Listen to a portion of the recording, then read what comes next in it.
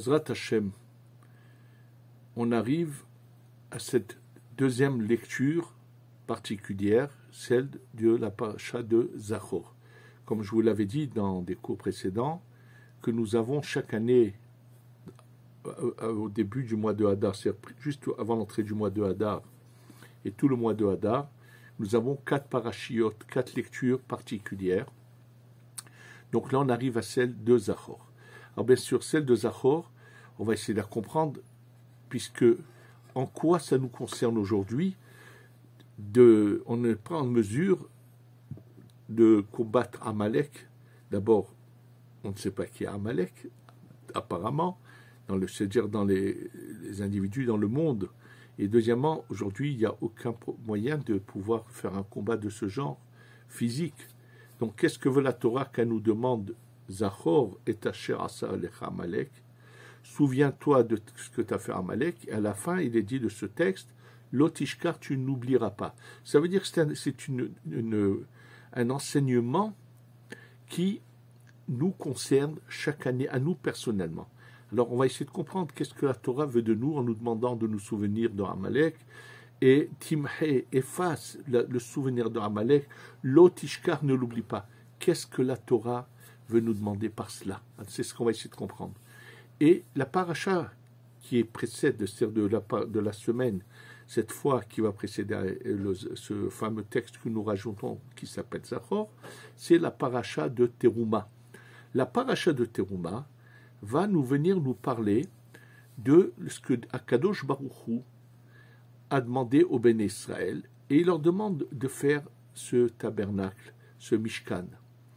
Apparemment, pourquoi chaque année nous lisons cela? Puisque le Mishkan, ce tabernacle, a existé quand les Béné Israël, le peuple d'Israël se trouvait dans le désert. C'est quelque chose qui a eu une durée, et lorsqu'ils sont rentrés en Eretz Israël, ça a continué un certain temps, mais après il y a eu le Beth Amikdash, le temple, donc il n'y a plus de place au Mishkan, au tabernacle, puisque c'est le temple. On a eu le premier, on a le deuxième, et on attend le troisième temple, qui lui, de toutes les façons, ne sera pas fait par les hommes, va descendre tout près d'en haut. Donc, quelle est la signification, chaque année, de lire ce commandement où Akadosh Baruch Hu dit à Moshe, parle au Béné Israël, V'yikhuli teruma, qui prennent pour moi, c'est-à-dire cette offrande qu'il va l'offrir. Le mot li, ça veut dire qu'il le fasse vraiment pour Dieu, et pas celui qui a de l'argent s'étale et montre tous ses moyens, ses grands moyens. Et au passage, je vous dis, il m'est arrivé, des gens m'ont des fois demandé, dans les lieux où on vend les mitzvot, soit les montées au Sefer Torah, l'ouverture du Sefer Torah. Il y en a des lieux où ça se fait toute l'année, il y a des lieux où ça se fait qu'aux grandes fêtes, comme au Shana et Kippour. Et je leur ai dit à ces gens-là, évitez à tout prix d'acheter des choses en public, parce que dès l'instant où vous achetez en public, il peut y avoir quelque part une pensée un peu orgueilleuse et qui n'est pas bonne, qui va vous faire perdre la mitzvah. Donc c'est marqué au début comme ça. Mais le plus important, ce qui est à comprendre dans ce qui est marqué dans cette paracha de Trouma, c'est qu'une fois que Akadosh Baruch Hu dise à Moshe qu'il veut que les Béné Israël fassent le Mishkan, alors que comment c'est marqué que eux donnent, participent par leurs offrandes à ce qu'on a besoin pour faire le Mishkan, le tabernacle. Alors il faut qu'il lui dise qu'ils prennent ça et ça, qu'ils emmènent tout cela pour qu'on fasse le Mishkan. C'est marqué Ve'asuli Mikdash. Ils vont me faire un lieu saint, et Ve'shachanti, et je vais résider. Normalement, la suite aurait dû être de dire Betocho, je vais résider dans ce lieu qu'ils vont me faire. Or, c'est pas ça ce qui est marqué. C'est marqué Ve'shachanti Betocham. Je vais résider en eux. Alors, qu'est-ce que veut dire je vais résider en eux? Il faut le savoir que, en fait, cette lecture de chaque année du Mishkan est une lecture qui nous concerne à chacun de nous. Akadosh Baruch Hu veut résider en nous. Mais bien sûr, beaucoup de gens vous diront, ben moi je suis prêt, qu'est-ce qu'il y a, quel problème? Alors, il faut le savoir que quand on invite quelqu'un et on veut qu'ils viennent passer, par exemple, le Shabbat chez nous. Alors, bien sûr, on va devoir lui préparer une chambre avec un lit, avec des draps, avec ce qu'il faut, propre et accueillante. Parce que si, quand il rentre, il trouve une chambre sale, avec un lit empilé sur lequel se trouvent toutes sortes de choses, et il ne peut pas dormir dans ce lit-là, il va tout simplement ressortir et s'en aller. Il ne suffit pas de vouloir, il faut préparer le lieu dans lequel va résider la personne. C'est exactement la même chose vis-à-vis d'Hachem. Hachem veut qu'on ait que notre cœur, c'est notre corps, notre cœur, notre personne soit apte à recevoir la lumière, à ce que la lumière divine réside en nous. Alors pour cela, il va falloir retirer Amalek.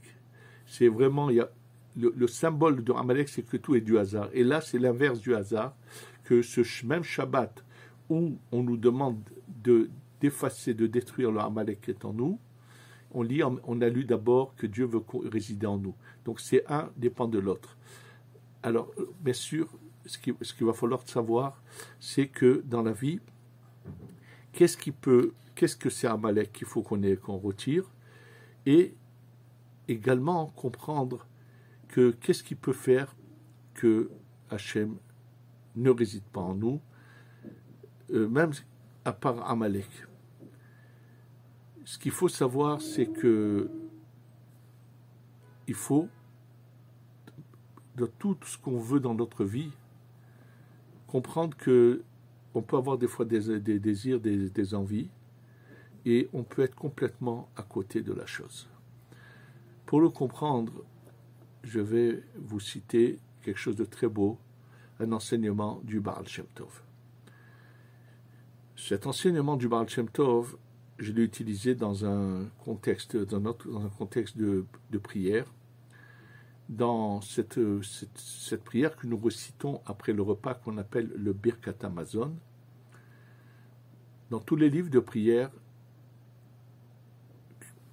dans le monde séfarade, il était toujours écrit Arahaman ou Yefarnesenu bechavod velo bebizoui, que Dieu va nous donner notre parnassa, notre gain, la manière de pouvoir vivre, notre parnassa, c'est ce qu'il nous faut pour vivre, bechavod de manière honorable, velo bebizoui, pas de manière déshonorable, be'eter velo be'isur, d'une manière tolérée, pas d'une manière qui soit interdite. Ça veut dire que on reçoit notre parnassa d'une manière que la Torah permette et non pas de la manière dont la Torah interdit. Sachez que ces mots-là, beheter velo be'isur, le Ben Ishraï Zecher Tzadik Kadosh Uvracha, qui est un grand personnage que je vénère et dont j'ai tous les livres, lui a retiré ces mots dans son livre de prière qu'il avait fait imprimer. Il a dit qu'on retire ces mots du Birkat Hamazon, parce qu'il a dit c'est évident que Dieu va nous donner une parnassa d'une manière tolérée et pas d'une manière interdite. Avec tout le respect, je vais vous dire, c'est un des points sur lesquels je pense qu'il faut revenir à ce qui était marqué dans tous nos livres et que la question qu'a posée le Ben Ishraï a une réponse, et c'est cela, je vais vous la dire où je l'ai trouvé. Je l'ai trouvé dans les dires du Baal Shem Tov. Le Baal Shem Tov nous enseigne que dans le psaume que nous récitons de Ashrei Yoshvei Vetecha, à la fin de ce psaume, il est dit deux phrases qui ont l'air de se contredire. La première phrase dit la chose suivante: Karov Adonai lechol koreav. Dieu est proche de tout celui qui l'appelle. Lechol asher yikraou behemet, tout celui qui l'appelle sincèrement, Dieu est proche de lui et lui donne ce qu'il demande. Tout le monde peut demander et Hachem lui accorde. La phrase d'après dit l'inverse. La phrase dit Retson yereav yaase. Le désir de ceux qui le craignent, il fera. Ve'et shavatam, et leur cri de détresse, Ishma, il écoutera. Ve'yoshem, il les délivrera. Dit le Baal Shem Tov, je ne comprends pas. Dans la première phrase, tu dis que Dieu est proche de tout le monde. C'est-à-dire même celui qui n'a pas la crainte de Dieu, mais qui croit en Dieu, Dieu l'écoute. Et dans la phrase d'après, tu dis l'inverse. Nous dit le Baal Shem Tov la chose suivante. Et d'ailleurs, ce qu'il dit, c'est fait dans la Gemara. La Gemara dit que des fois, même le voleur demande à Dieu de le faire réussir dans ses vols. Oui, ça existe, il y a des gens. Mais personnellement, il y a très très longtemps de cela, j'ai eu l'occasion de rencontrer quelqu'un que j'essayais de remettre sur la bonne voie. Il venait de sortir de prison et il était venu passer un Shabbat dans la yeshiva au Rachaim du Rav Elbaz et j'ai eu l'occasion de parler avec lui. Et il me disait qu'il était croyant, il faisait Shabbat. Alors quand je lui ai dit, mais tu sais, la Torah ne permet pas de voler, Dieu il ne tolère pas de voler. Alors vous allez rire, vous allez entendre ça. Il m'a dit, mais moi, Kvod Harav, je ne vole pas tout le monde. Ceux que je vole, ils ne méritent pas leur argent. Bon, vous voyez, ça c'est une sorte de Amalek qui peut rentrer même chez les gens pratiquants. Que c'est moi qui décide qui mérite ce qu'il a, qui ne mérite pas.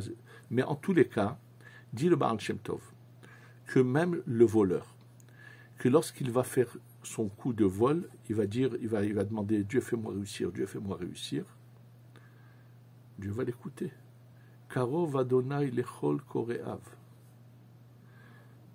Maintenant, il a tort, mais il insiste, il a demandé, Dieu l'écoute.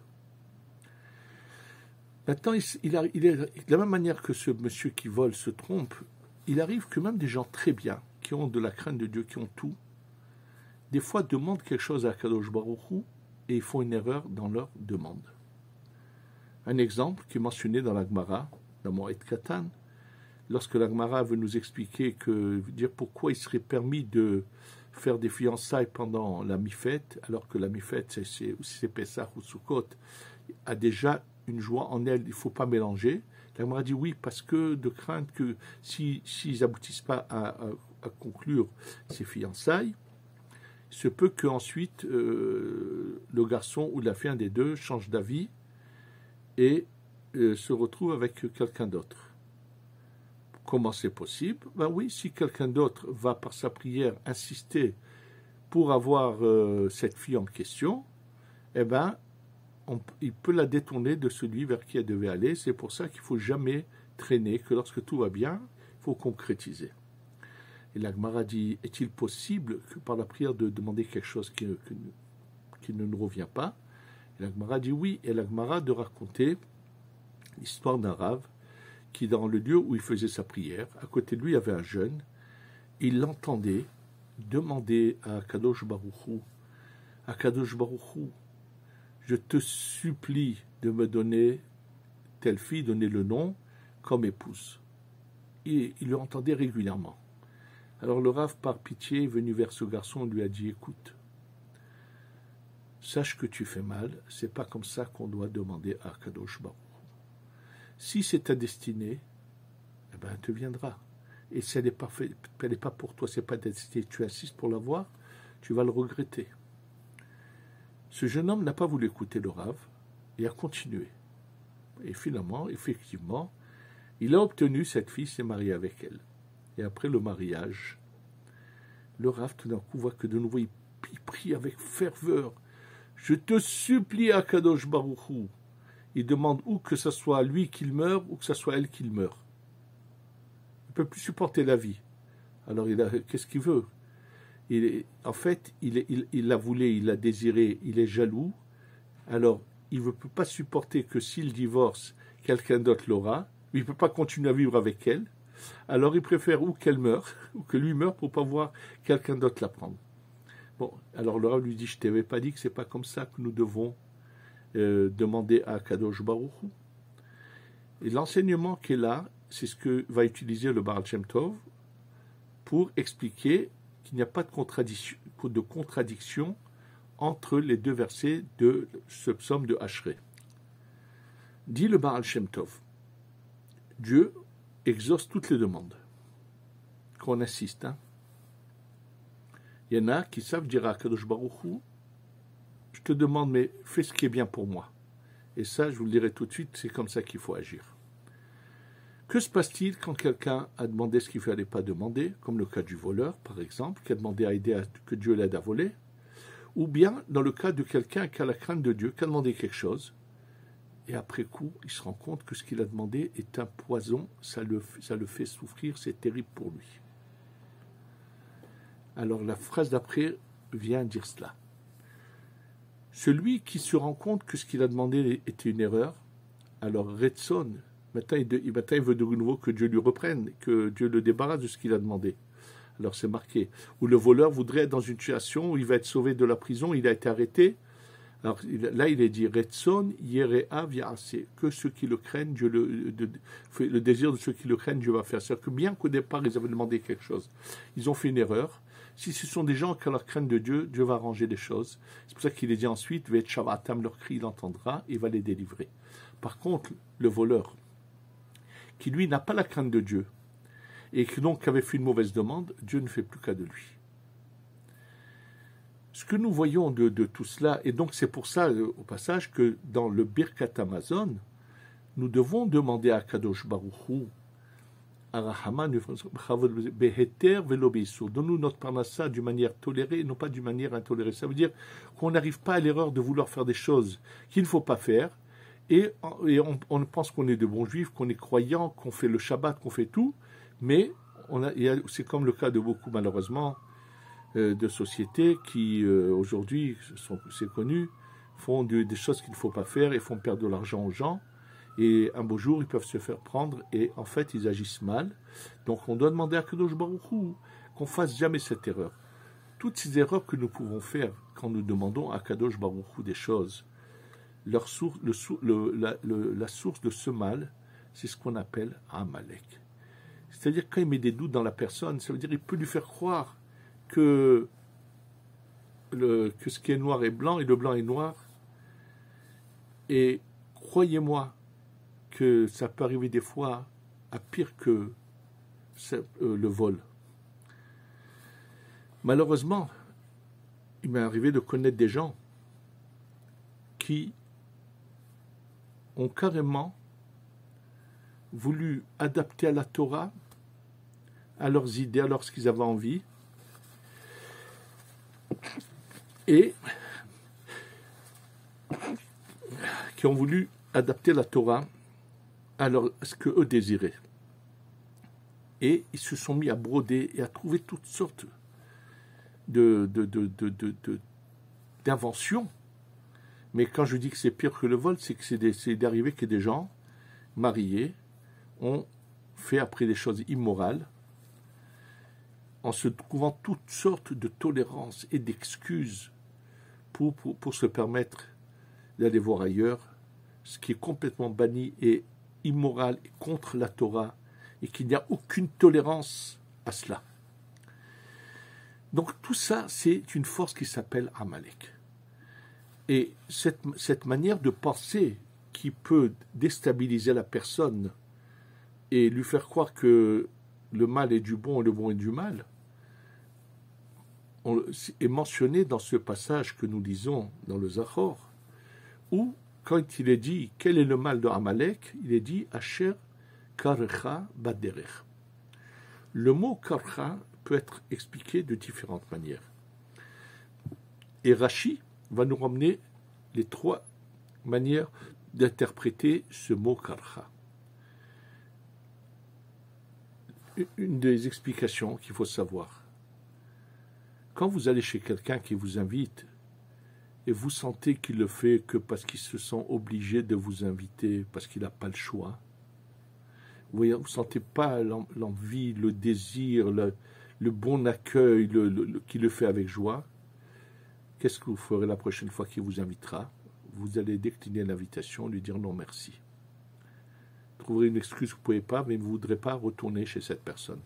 C'est évident. Dieu, c'est pareil. Il veut qu'on le serve avec plaisir et désir, avec chaleur, avec cœur. Le mot karcha fait une allusion à la froideur. Attention.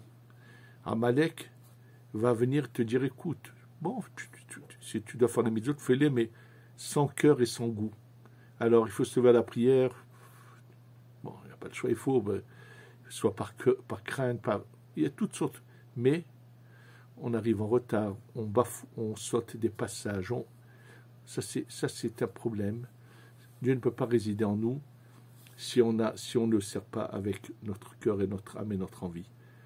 Dieu veut nous récompenser, mais il faut qu'on mériter, c'est de montrer l'amour qu'on a pour Hachem, pour tout le bien qu'il nous fait, et qu'on ne doit pas être ingrat, et qu'on doit être content de le servir, qu'on doit le faire avec vraiment tout notre cœur. Ça, c'est une des explications. Deuxième explication qu'il y a au mot karcha, comme je vous l'ai déjà dit, c'est de tout faire dépendre du hasard. Un exemple, je me rappelle, moi, dans ma jeunesse, quand il y a eu cette guerre des 6 jours du mois de juin, où il y avait des miracles. C'était inimaginable. Il y en a eu, malheureusement, qui ont dit non, c'est que tout simplement Israël était bien préparé, les Arabes n'étaient pas bien préparés. Toutes sortes de bêtises qui veulent faire tout dépendre du hasard et ne veulent pas reconnaître qu'il y a la main de Dieu qui est dans nos faits, dans tous les agissements. C'est ce qu'on appelle, de tout voir, ce qu'on appelle la Hashgaha Pratit, que tout ce qui se passe, tout est Hachem qui est là derrière. Je vous donne un exemple que j'ai vu dans un livre de Rabbi Chaim Vital, qui s'appelle Etzad Da'atov. Rabbi Chaim Vital, quand il parle lorsque Yitzhak appelle Esav, il lui dit « Va m'apporter à manger, je vais te bénir », c'est marqué « Et Rivka entend ». On pourrait s'imaginer qu'elle était juste à côté, qu'elle entend. Ce n'est pas le cas. En fait, comme il l'explique, il le ramène, Rivka n'est pas à côté, mais du ciel, on lui fait entendre toute la discussion de Yitzhak avec Esav. Et le fait qu'elle n'est pas à côté, qu'elle voit qu'on lui a fait entendre cette discussion, elle réalise, elle comprend qu'il y a ici une raison. C'est ça qui lui donne la force d'appeler Yaakov et de lui dire « Ne t'en fais pas mon fils, fais ce que je te dis, tu auras la bénédiction » parce qu'il avait peur de Yaakov. Elle a compris que si Dieu a fait qu'elle entende cela, c'est pas sans raison. C'est-à-dire que tout ce qui se passe dans notre vie, que tous les moindres événements qui se passent, on entend qu'il faut, à chaque chose qu'on entend, qu'on voit, que on doit penser qu'il y a ici un message d'Akadosh Baruch Hu. Seulement si on est capable de voir que Hachem il est partout, c'est lui qui gère le monde, qu'il n'y a pas de hasard du tout, alors on a un cœur dans lequel Dieu veut résider. Dès l'instant où on n'a pas cette croyance totale dans la Hashgaha Pratit, qu'on pense que c'est des choses c'est le hasard, Hachem ne résidera pas en nous. Et le troisième enseignement de Karcha est, comme je vous l'ai déjà dit, de dire du noir qu'il est blanc et du blanc qu'il est noir. Il faut le savoir que dans les bénédictions qui sont récitées lors d'un mariage, lorsqu'on marie un couple et qu'il y a les bénédictions qui sont récitées, la dernière bénédiction, qui est Asher bara sason et simcha, elle se termine par Meser meach hatan im hakala, qui réjouit le hatan avec la kala. La 6e bénédiction dit autre chose. Meser meach hatan vekala, et Rashi nous explique dans Masechet Ktubot, page d'Afret Amoudbet, page 8 au deuxième côté de la page, que la 6e bracha, c'est une demande que celui qui fait cette bracha demande que Dieu réjouisse le couple, mais la 7e est une louange à Dieu, où on vient louer Dieu d'avoir créé dans la nature de chaque individu la chose la plus naturelle qu'un homme, que Dieu a créé en un homme, c'est qu'il est de la joie d'une femme et qu'une femme est de la joie d'un homme. Tous ceux qui ne ressentent pas cela, c'est pas qu'ils ont été créés différemment. Dieu a créé tous les hommes de la même manière. Et ça, c'est le problème de Amalek. Amalek est venu inventer l'homosexualité, c'est faire croire que quelque chose qui n'a pas été créé par Dieu, que Dieu n'a pas mis, ne veut pas de cela, qui est une interdiction, Dieu nous interdit d'agir comme ça, Amalek peut venir faire croire à des gens qu'eux, ils sont différents des autres, qu'eux, ils ont un besoin différent. C'est faux. Pendant toute la période où c'était quelque chose qui était, c'était la honte pour quelqu'un de faire partie de cette catégorie d'individus, il n'en avait presque pas. Ça n'existait presque pas. C'était rare ceux qui avaient ce genre de phobie, de folie, qui croyaient à ce genre de folie. C'est dès le moment où ça s'est étalé publiquement, où on a voulu reconnaître ce genre de personnage, que ça s'est mis à s'augmenter. Et ça, c'est Amalek. C'est de ne pas chercher ce que vraiment est en nous, mais nous faire croire des choses. Vous allez dans certains pays, et quand vous verrez ce que les gens sont capables de manger, vous allez vomir. Parce que notre corps n'a pas besoin de manger tout ce genre de choses horribles que sont consommées par certaines. Et pourtant, il y en a qui le mangent. Or, nous mangeons pour avoir un corps en bonne santé. Bon, bref, en tous les cas, il peut y avoir toutes sortes d'imagination. L'imaginaire, c'est Amalek. C'est quand il y a Amalek, il ne peut pas y avoir Hachem. Où je crois que Hachem nous a enseigné ce qu'il a fait, comment il a créé notre corps, comment il a créé comment cette âme qui est en nous, comment elle réagit, vers quoi elle est attirée, les besoins naturels de notre corps et pas l'imaginaire. Chaque année, Dieu nous rappelle, effacez, détruisez le Amalek qui est en vous, retirez-le, parce que je ne peux pas résider s'il y a Amalek, c'est où mon Amalek. Amalek est venu combattre Dieu et montrer que ce qu'il veut lui imposer, c'est comme ça. Et sachez que quand nous lisons ce passage de Amalek, il faut tout simplement ouvrir les yeux et les lever vers Dieu et lui dire Akadosh Baruch Hu, tu nous demandes d'effacer Amalek, aide-nous à l'effacer. Lui montrer qu'on veut qu'il réside en nous. Et comme je vous dis, qu'est-ce de plus beau que cette fois nous lisons d'abord Trouma, où Hachem veut résider en nous. On va lui dire oui, on veut que tu résides en nous. Et on a après le Zachor pour nous faire comprendre qu'il ne peut pas résider s'il y a le Amalek en nous. Si on demande à Hachem, être sûr qu'il nous écoutera et nous aidera, et on pourra effacer le Amalek qui est en nous, et Hachem résidera en nous. Si on fait résider en nous Hachem, on fait venir la Géoula, on fait venir la délivrance. Et on a besoin de cette délivrance. On est vers la fin, il y a des souffrances qui doivent nous réveiller, nous faire prendre conscience qu'Hachem veut qu'on se réveille pour qu'il vienne une vraie résidence en chacun de nous et dans le Beth Amikdash, ou qui sera le jet de lumière qui viendra dans chacun de nous. Et face que le mot Hadar, qui est les trois lettres, comme je vous l'ai dit, Ani Adonai Rofecha, je suis Dieu qui vous guérit, ce sont les premières lettres du mot de Hadar, se réalise, que Hachem guérisse tout l'âme Israël de toutes ses souffrances, nous emmène à Géoula Shlema, qu'on la voie venir et que ce Pessah, nous soyons tous réunis à Yerushalayim pour emmener l'agneau pascal, pour se préparer à l'étape d'après. Et que c'est ça le vrai bonheur que nous pourrons avoir, c'est dès l'instant, le bonheur vient que lorsque on a retiré l'homme Amalek qui est en nous et on fait résider Hachem en nous. Si on fait résider Hachem en nous, tout ce que nous avons besoin, Hachem va nous le donner. Tout se passera à merveille. On pourra insister. Il y a des choses qu'on doit insister à demander. Le cas de Hannah, qui n'avait pas d'enfant et qui a dit à Kadosh Baruch Hu, cette poitrine, tu l'as faite pourquoi? Pour que je puisse allaiter des enfants. Cette matrice, tu l'as faite pourquoi? Pour que j'ai des enfants. Elle a obtenu gain de cause. Ça, c'est des demandes que tout le monde a le droit de demander. C'est juste dans la... Il y a des choses qui sont... Les nécessités, nous pouvons les réclamer. Il n'y a aucun problème. Et Akadosh Baruch Hu nous exauce. Face à Hachem qu'il écoute toutes les bonnes prières du Ham Israël et qu'on ait la Géoula Shlema et qu'on finisse avec toutes les souffrances. Amen. Amen.